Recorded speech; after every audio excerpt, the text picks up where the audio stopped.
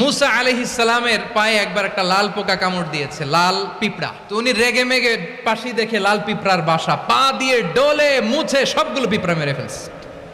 এই ঘটনাটা আল্লাহ ঘটিয়েছেন এজন্য মুসা আলাইহিস সালাম ছিলেন কালিমুল্লাহ, সরাসরি আল্লাহর সাথে কথা বলতেন। তিনি আল্লাহকে জিজ্ঞেস করেছিলেন, আল্লাহ তুমি যখন কোনো জনপদে আযাব পাঠাও, শাস্তি দাও, ওখানকার শুধু জালেমরাই তো মরে না, ভালো মানুষগুলাও মরে, তো আযাব দিবা মুশরিকদের উপর দিবা, অবাধ্যদের উপর দিবা, ভালো মানুষগুলারে মারো কেন?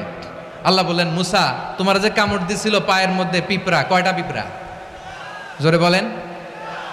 একটা পিঁপড়া, তো সবগুলারে মারলা কেন? রেগে মেগে পুরো পিঁপড়ার বাসা ভেঙে ম্যাসাকার করলা কেন?